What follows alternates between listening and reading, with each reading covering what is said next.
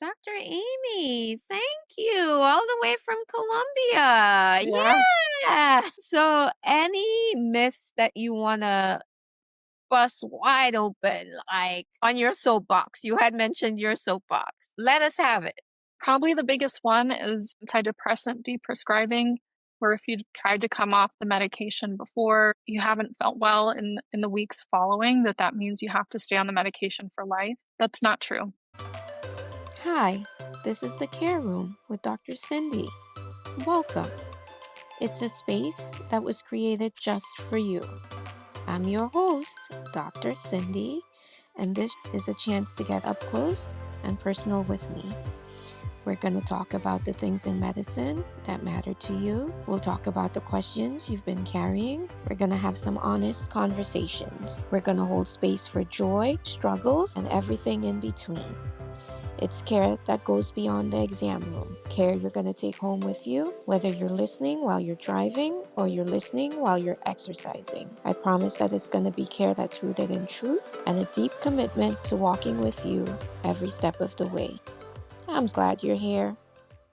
Well, hello, hello, hello. Hi, everyone. Welcome, welcome, welcome. Welcome to another episode of the Care Room with Dr. Cindy. As always, we have another very, very special guest with us.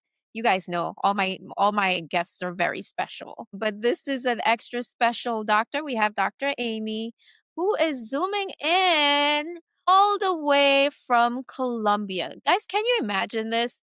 So, we had booked this session a long time ago, but instead of canceling or rescheduling, she was so gracious enough to Zoom in all the way from Colombia just to make this happen for us. So we really, really appreciate you, Dr. Amy. Before we get into the episode, though, I would like you to introduce yourself and let our listeners know who you are, what you do, and your zone of genius, because it is really, really a zone of genius. And you guys will understand what I'm talking about once we get into the episode. All yours, Dr. Amy.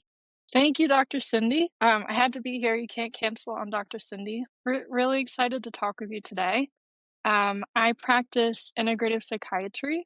I'm licensed in Pennsylvania, Florida, pending New York, and Texas license. I I really like to take a holistic approach to mental health. So I work a lot with people with depression, anxiety, bipolar, um, doing the traditional medication management and psychotherapy, as well as lifestyle interventions, supplements, botanicals, etc. And I think hopefully what you're referring to of my zone of genius is deprescribing. About half the people I work with, I'm helping them come off of their psychiatric medications. Yeah, yeah. And where is your practice located, Dr. Amy? Right now, I'm seeing people virtually. Okay, I see people in person in Pittsburgh, Pennsylvania, a couple okay. times a year if they need to be seen in person. And I'll be setting up shop in person around St. Augustine, Florida next year. Nice, nice. So, guys, you heard it. After the episode, you want to get in touch with her. That's where you can find her. So, yes, Dr. Amy, why I called it your zone of genius is because, in medicine, a lot of us doctors, what we do is we prescribe, right? So, someone comes in, they, have a medical issue, and we're trying to help.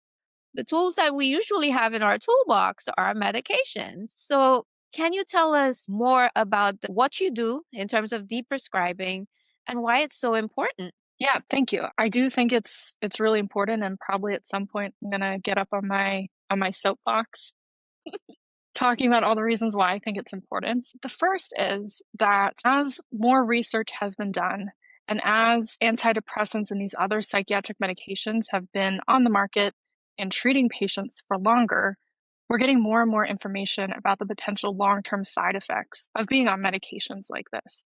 And so, a big part of the deprescribing work I do is really doing a risk benefit analysis of why are you on these medications in the first place? Are they still benefiting you? Should we be thinking about pulling back either to a lower dose or seeing if you can live life well off of the medication completely? And what are the risks that we're looking at if you stay on the medication long term? Okay. So, do you find that you often have to take people off? Or is it that, sometimes more often than not, they actually do require those higher doses? It really depends. A lot of I think people kind of self-select when they come to see me, um, Okay.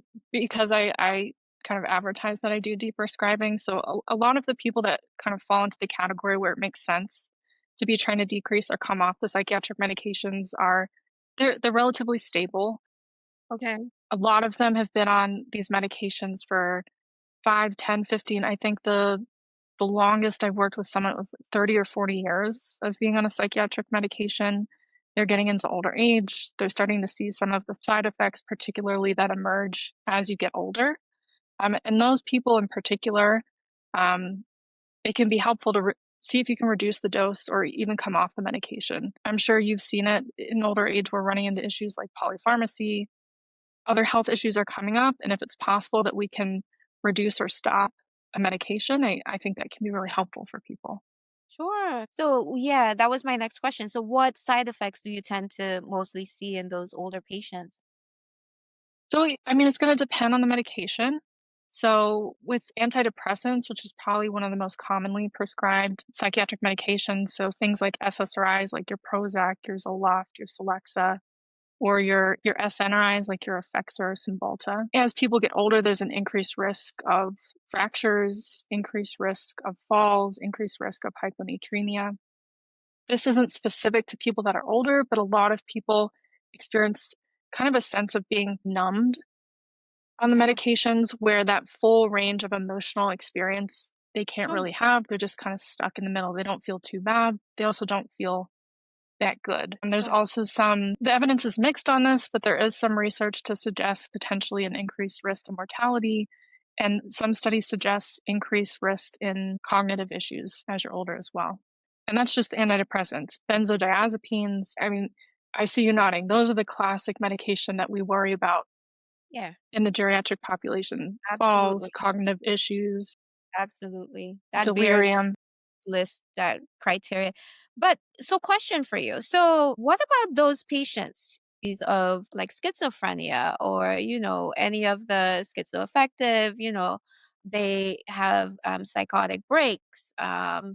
Some do you deprescribe in cases like that? Or how does it apply to Yeah. situations like that? So that I think you're kind of referring to people that maybe fall more into the category we think of serious mental illness. So the schizophrenia, as you said, the schizoaffective, Yeah, really, really impairing conditions for some people. So the first step I'll do is really evaluate, do I actually think, given the person's history, what they're struggling with, that they have that diagnosis? Misdiagnosis is pretty rampant within psychiatry. So whenever I see someone, I'm double checking, do we actually think this is what's going on?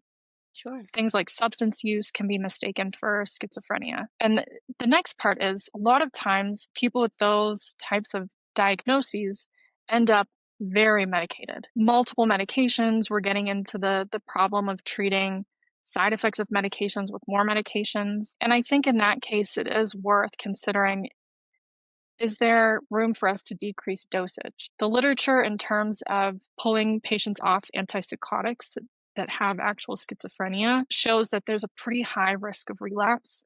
It's one of the main risks of coming off of the medications that we worry about. So that's definitely the top concern in that patient population. So I tend not to work with those types of patients. I think it's still worthy of an evaluation and a discussion about the dose of medication they're on, if it's working for them or not.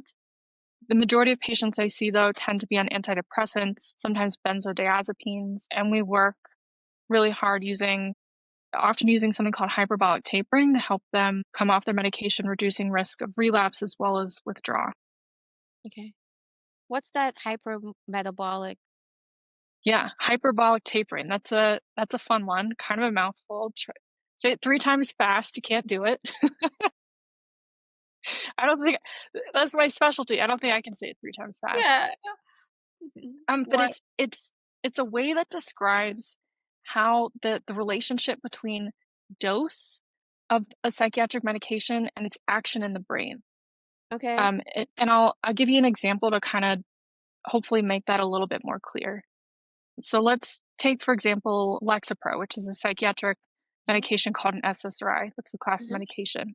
mhm, Lexapro acts on a serotonergic, a serotonin receptor in the brain. That's how it works in the brain, why we think it works. mhm. If you increase the dosage of Lexapro from 0 to 5 milligrams, that's a 5 milligram change. And that is the same change in dosage as you would do from 15 to 20 milligrams, right? One's at the higher end of the dosage range, one is at the lower end. What we know, though, from imaging studies of the brain is that how much work the medication is doing at that lower dose, the 0 to 5 milligram, is about 60% of receptor occupancy. So kind of think about it like 60% of the work that the medication's doing. Versus at that higher end range, the 15 to 20, is closer to like 7% of the work that the medication does. Okay. So what that means is that the milligrams that you're looking at, the dose that you're looking at, doesn't necessarily correlate with how much you think the medication is working. Right. Just because you've changed by the same amount of dose, the same amount of milligrams on the pill bottle, doesn't mean that you're changing by the same amount of action of the drug in the brain. Got And it. what happens in clinical practice or in the real world is that if people are trying to come off their medications, they do okay at the start because those bigger milligram changes aren't doing as much in the brain. They I start to see. get to lower doses and they feel bad. They start having withdrawal because the the change in the action of the medication in the brain goes too fast for their brain to kind of accommodate or get used to it. And they'll often then get the message that they're relapsing or they have to be on the medication. And I think a hallmark of the hyperbolic tapering method is that it's a way of helping people that have gotten that message. You have to stay on this medication for life. And it helps reduce really slowly based upon what the medication's actually doing in the brain. Got it. Got it. Did that Wow. make sense? It does. It Okay. does. I've never thought of it like that. I just, we keep going up on the dose. Oh, it's not working, or you're still having some, it's not really treating what we prescribed it for. So, hey, why not Hmm. go up on the dose? Then once you're at the maximum dose, you add another one, to see if you can get. I'm sorry. You're teaching me as a physician. And I mean, we're all aware that, every medication has side effects for sure, but we always Hmm. say like the benefit far outweighs the risk. So you're shining some light on, the risk and actually telling us like, hey, maybe we really shouldn't be putting patients on as many medications as we do. And when we do, we probably need to be using as little as possible as we can. So thank you for that, Dr. Amy. Do you find that you get a lot of pushback from other physicians or with the deprescribing? How is Not to my face. So if they disagree, it's behind your back. Okay. I think there's a lot of social media battles going on. Yeah. I'm part of a movement, of a deprescribing movement of people that are a Right. little more critical of kind of traditional practices within psychiatry. I see. And probably at the extreme end of the deprescribing movement is people that might consider themselves anti-psychiatry. When I Mhm. don't fall into that category, I think there's a role for medications. I think that medications can be incredibly helpful for some Yeah. people. Agreed. I also think that it's important to have all the information. What are the risks? What are the benefits so that people can make a really informed decision about what they want to do? And just to kind of summarize like what we've talked about so far, so you're saying when it comes mostly to anxiety, depression, kind of like the mood disorders versus like your serious mental issues or psychotic, you know, diseases, not so much deprescribing there, but for the other mood disorders, you would recommend that? Is that correct or? Yeah. So, I mean, summary is I think you should always be evaluating with your doctor. Should I be on this medication? Am I on the right dose? And that evaluation means looking at, is it helpful? Am I having side effects? Things like that. Okay. And there's growing evidence that people that have things like depression and anxiety and are on medications like antidepressants maybe can get off them even if they've been on them for a long period of time. There's less evidence for people that fall into the serious mental illness Got it. category, particularly because if you think about the risks, they can often be a lot higher if somebody becomes psychotic or they become manic with psychotic features. Yeah, it's not pretty. It's not pretty. So I feel like we pull out everything in our toolbox. Even as a hospitalist in my past life, the Zyprexa, the IM in training, it was, the 5 and the 2 back then, it was the Haldol and the Ativan, The Ativan, yeah. so definitely, I think there's some benefit, but totally within reason to be open when it comes to the mood disorders to kinda seeing maybe we really don't need as many meds as we prescribe. So, can you tell us more about the other things that you do, Dr. Amy? Yeah. So, Yeah, I do integrative, kind of more holistic approach to mental health for things like anxiety, depression. I have a special interest in women's mental health as well. So, perinatal period during pregnancy and postpartum as well. sure. And how does that look? So, what are you seeing there, like perinatal with women? So, actually, that's an interesting question that kind of combines the two things we were just talking about. There's been a lot of talk about prescribing antidepressants during pregnancy or depression. It's become a bit of a controversial topic.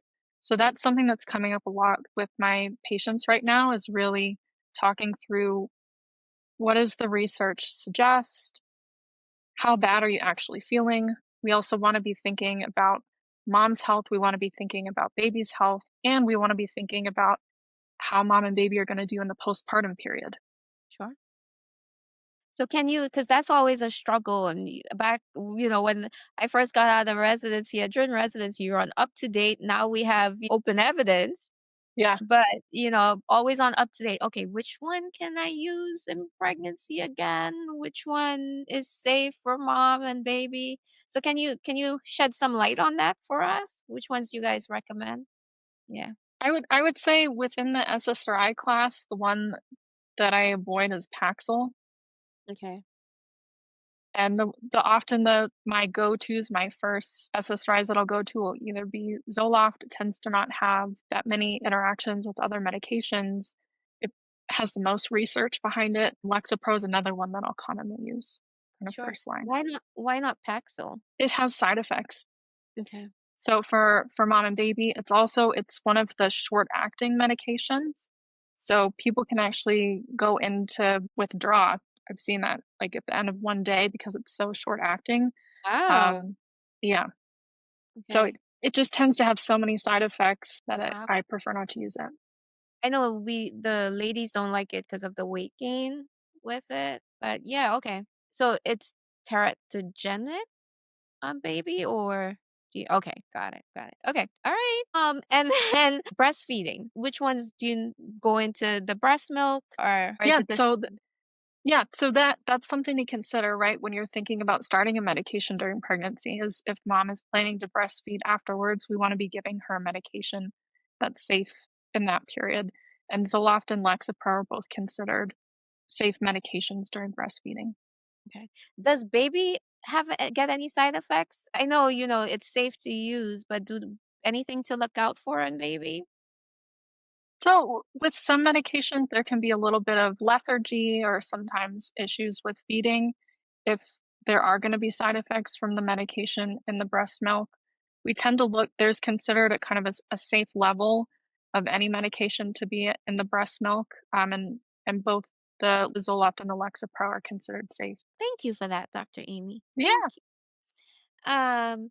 So how about the familial component to anxiety and depression? I've been taught, yeah, I was taught that, you find out like what medication probably mom or dad took, because it might also be helpful because of that genetic component. Can you speak to that as well? Yeah, so looking at family history is definitely part of the evaluation to try and figure out what medication's going to be helpful for someone. A lot of the impact of psychiatric medications is the placebo effect. So, and that's kind of a dirty secret of psychiatry. And what that to me means is that it's really important that the person feels comfortable, they feel empowered, they feel good about being on the medication. And a lot of Mm, times that means that they've seen someone be successful on it before. I see. So I think that's part of the reason why you can see more effectiveness with patients who have had a family member that's done well on the medication. And there likely is a genetic component as well. Exactly what that genetic component is, it's hard to say. Dr. Amy, thank you. All the way from Colombia. Yeah. Yeah. So, any myths that you want to bust wide open, like on your soapbox? You had mentioned your soapbox. Let us have it.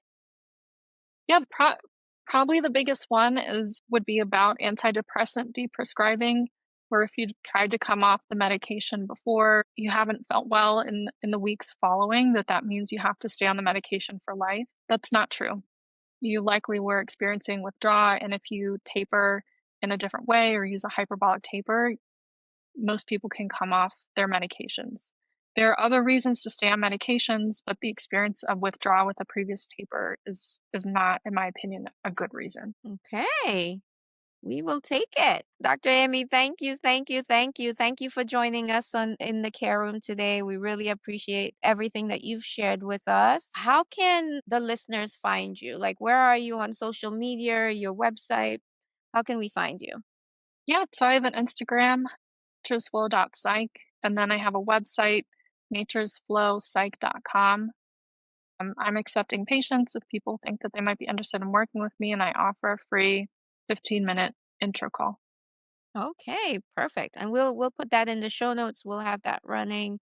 But guys, you heard it from Dr. Amy. There's a role for deprescribing. As always, next week we will have another wonderful guest with us who will be sharing their wisdom and pearls of wisdom as well. But until then, take care. Thanks for spending time in the care room today with Dr. Cindy. If you liked what you heard, please subscribe, share this podcast. I'm also on Facebook and Instagram. You can follow me there. Remember, you're not alone in this. There are doctors who do care. The information in this podcast is for educational and informational purposes only. It is not a substitute for professional medical advice, treatment, or diagnosis. Always, always consult your personalized healthcare provider for medical guidance.